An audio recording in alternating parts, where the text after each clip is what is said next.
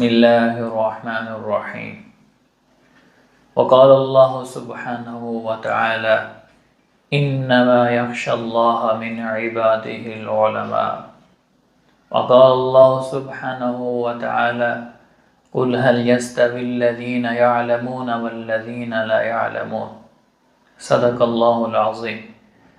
میرے عزیز محترم بھائیوں، بزرگوں، دوستوں، آج کا بہت بڑا سانحہ ہے کہ آج ہم علماء کے مرتبے کو، مقام کو نہیں پہچانا.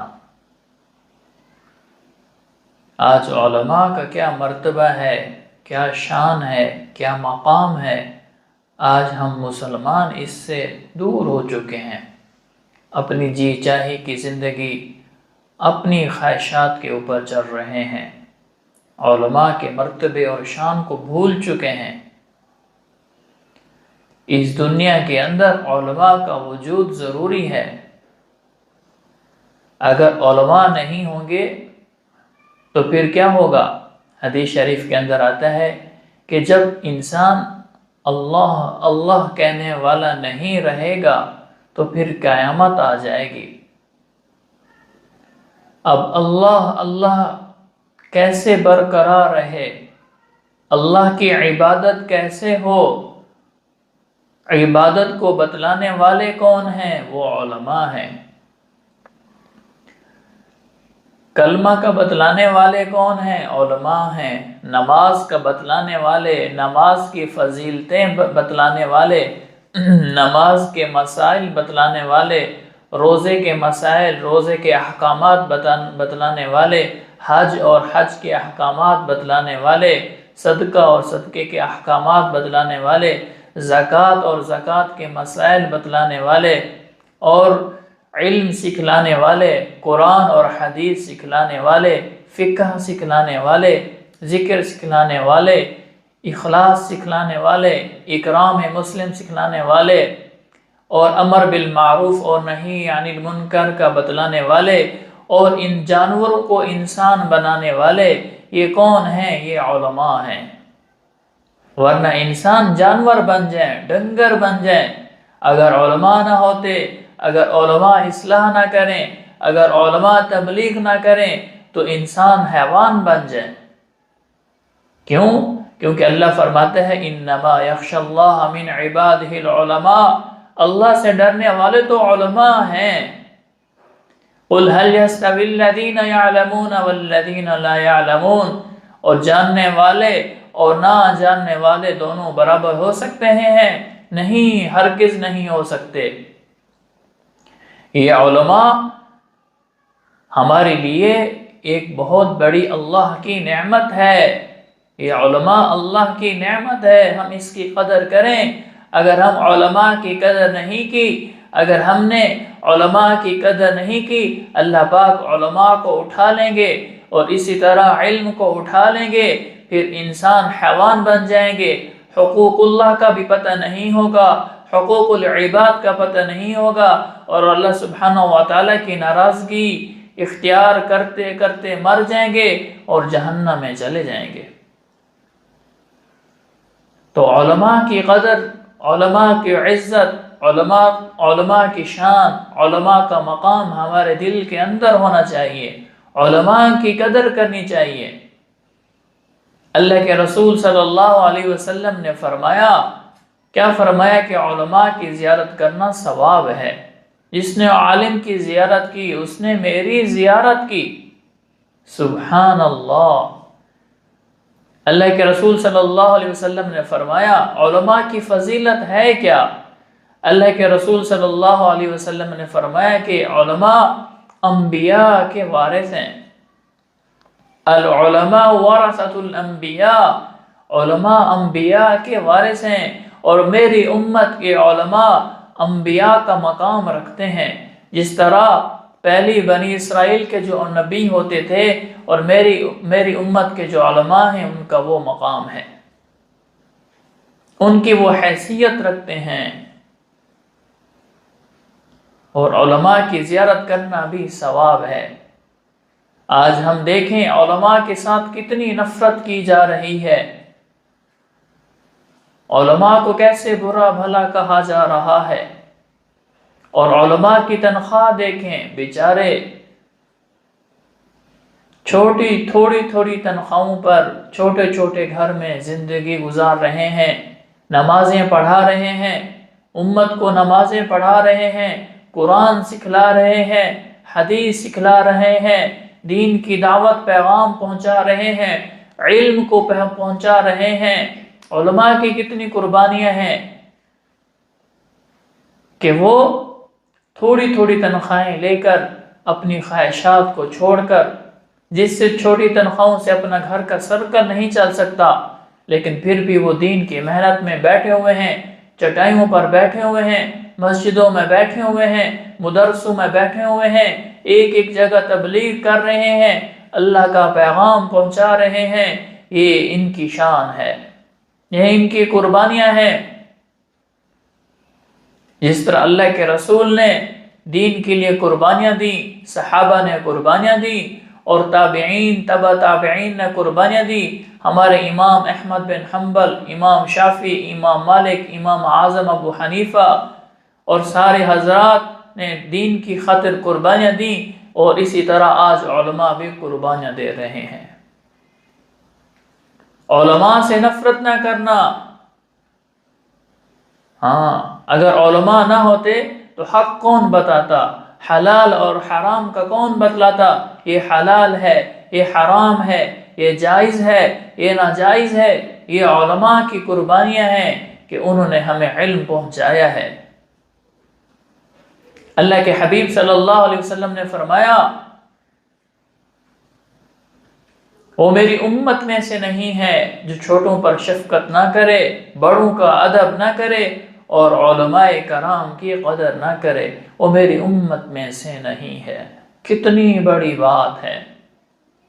دوسری حدیث، اللہ کے رسول صلی اللہ علیہ وسلم نے فرمایا کہ تم طالب علم بنو، طالب علم نہیں بنتے، عالم بنو، عالم نہیں بنتے تو ان کی بات سنو، اگر ان کی بات نہیں سن سکتے ان سے محبت کرو، اگر ان سے محبت نہیں کرو گے تو پانچواں ہرگز نہ بننا، ورنہ تم ہلاک ہو جاؤ گے۔ اگر تم پانچویں بنے، اس سے مراد اگر طلباء علماء سے بغض رکھو گے تو تم ہلاک ہو جاؤ گے۔ اللہ اکبر۔ اس لیے طلباء علماء سے محبت کرنی چاہیے، نفرت نہیں کرنی چاہیے، بغض نہیں رکھنا چاہیے۔ حضرت عبداللہ بن عباس رضی اللہ تعالیٰ عنہ فرماتے ہیں، اللہ کے رسول صلی اللہ علیہ وسلم کی حدیث کو نقل کرتے ہیں، فرماتے ہیں جس نے عالم کو اذیت دی اس نے مجھے اذیت دی، جس نے مجھے اذیت دی اس نے اللہ کو اذیت دی، جس نے اللہ کو اذیت دی اور اس کا ٹھکانہ جہنم ہوگا۔ جس سے اللہ ناراض ہو گئے وہ دنیا میں بھی برباد ہو جائے گا اور آخرت میں بھی برباد ہو جائے گا۔ اس لیے علماء کو اذیت نہیں دینی، علماء کو تکلیفیں نہیں دینی۔ کوئی امام ہوتا ہے تو ہر بندہ آ کر اس پر طرح طرح کی باتیں کرتا ہے، یہ عالم کھاتا ایسا ہے، یہ رہتا ایسا ہے، یہ پہنتا ایسا ہے، وقت پر نہیں آتا، طرح طرح کی باتیں کی جاتی ہیں، اور پیٹھ پیچھے اس کی غیبت کی جا رہی ہے، اور اس کو اذیت دی جا رہی ہے۔ یہ جو اذیت دے رہے ہیں کل قیامت والے دن ان کو پتہ چلے گا۔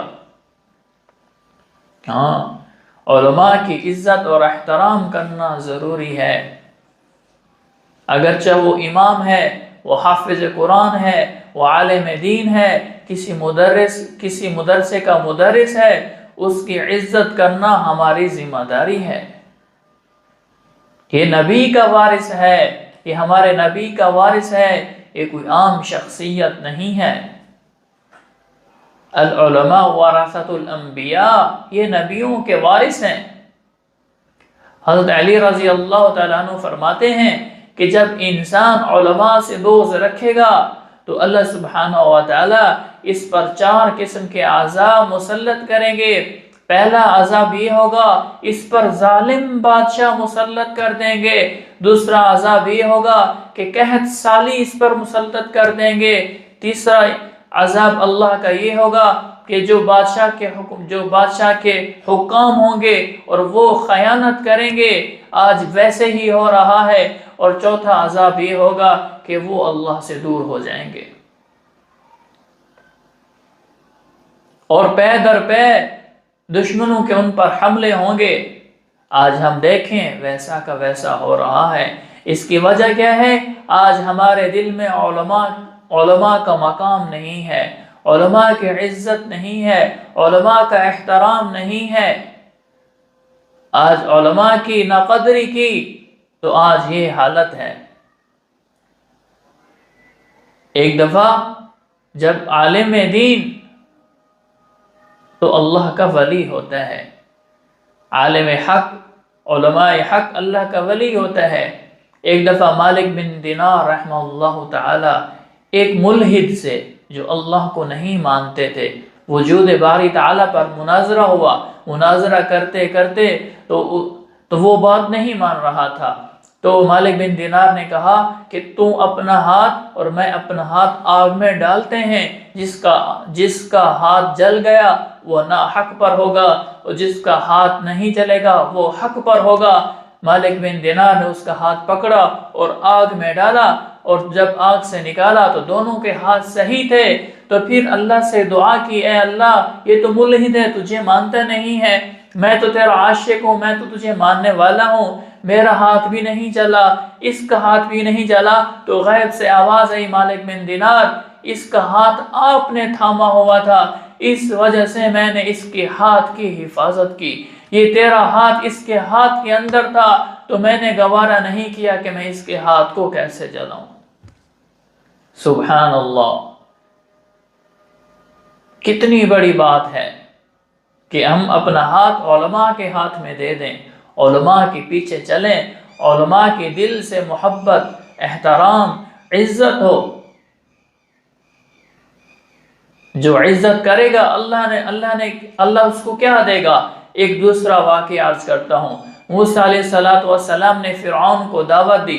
فرعون نے سارے ملک کے اندر جتنے بھی جادوگر تھے، سارے ساحران مصر کو اکٹھا کر لیا، سارے ساحر آ گئے، اور انہوں نے موسیٰ علیہ السلام کی شکل و صورت دے کر اور سیرت دے کر اور عرض کی کہ اے موسیٰ آپ لاٹھی پہلے پھینکیں گے یا ہم پھینکیں؟ ایک چھوٹا سا ادب کیا، ایک چھوٹا سا ادب ان کو کہاں لے کر گیا۔ اللہ اکبر!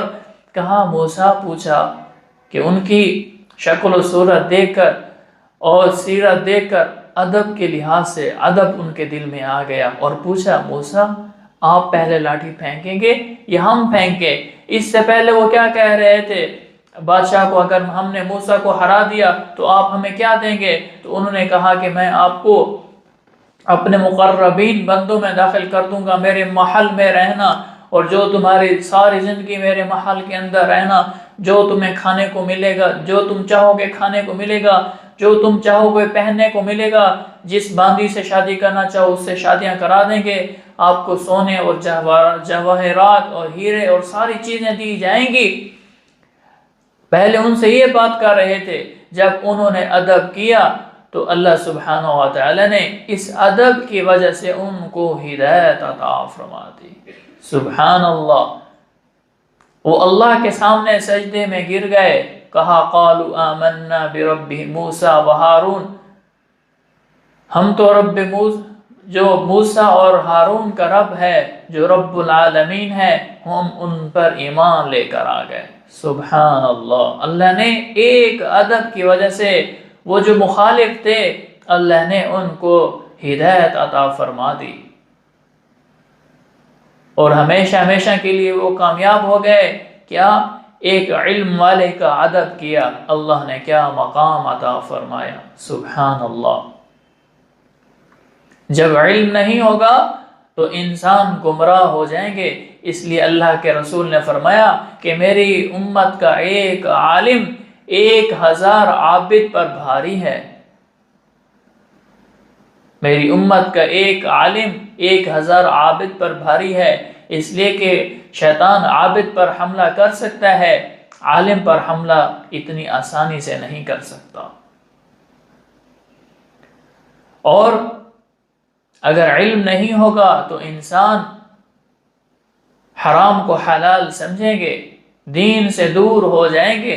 ایک نادان صوفی نے سنا کہ نفس کو مارنے سے اللہ کا قرب حاصل ہوتا ہے، جتنا نفس کو رگڑا دیں گے، خواہشات کو چھوڑیں گے، اور اس سے اللہ راضی ہوتا ہے۔ اب اس کا دل کرتا اچھا کھانا کھانے کو، وہ گلا سڑا باسی کھانا کھا لیتا۔ اس کا دل کرتا اچھا پہننے کو، وہ پرانا پھٹا سوٹ پہن لیتا۔ اس کا دل کرتا خوشبو سونگھنے کو، وہ بدبو سونگھ لیتا۔ حتیٰ کہ اس کا دل کرتا کہ میں جیب میں اچھی خوشبو رکھوں، اس نے گندی بدبو اٹھا کر اپنی جیب میں رکھ لی۔ تو پھر ایک عالم سے ملے اور ان کو کہا کہ میں اللہ کا قرب جانا چاہتا ہوں، اور میں ایسی ایسی ریاستیں مشقتیں کر رہا ہوں، مجھے اللہ کا قرب مل جائے گا۔ تو عالم نے کہا کہ کتنے دن ہو گئے ہیں یہ گندگی کو آپ نے جیب میں رکھا ہوا ہے؟ اس نے کہا اتنے ماہ ہو گئے ہیں۔ تو عالم نے فرمایا کہ یہ تو تمہاری نمازیں نہیں ہوئی، تو اپنی نمازوں کو دوبارہ لوٹا، اس لیے کہ یہ پہلی چیز جو فرض ہے وہ جسم کا پاک ہونا ہے، کپڑوں کا پاک ہونا ہے۔ تیرے کپڑوں کے اندر گندگی ہے، اس لیے تیری نمازیں نہیں ہوئی، تو اپنی نمازوں کو دوبارہ لوٹا۔ اس لیے کہ علم ایک اللہ سبحانہ و تعالیٰ کی عطا کردہ چیز ہے کہ اللہ پاک جس کو علم دیتے ہیں تو وہ علم ہی بتلاتا ہے کہ اس موقع پر کیا کرنا چاہیے۔ اس لیے فرماتے ہیں علماء سے پوچھ کر زندگی گزاریں۔ ایک دوسرا واقعہ، اللہ کے رسول صلی اللہ علیہ وسلم نے صحابہ کو ایک جنگ میں بھیجا، اور وہ صحابہ اس جنگ کے اندر گئے، لڑتے لڑتے ایک صحابی زخمی ہو گیا، اس کا سر زخمی ہو گیا، اس پر تیر تلوار لگے، اور جب وہ قافلہ واپس آیا تو رات کو وہ سویا۔ جب وہ سویا زخمی سے نڈھال تھا اور شیطان آ گیا اور احتلام ہو گیا۔ جب احتلام ہوا تو پھر اٹھا، پھر ساتھیوں سے پوچھا مجھے تو احتلام ہو گیا ہے، میں نے تو پاکی اختیار کرنی ہے، تو میں کیا کروں؟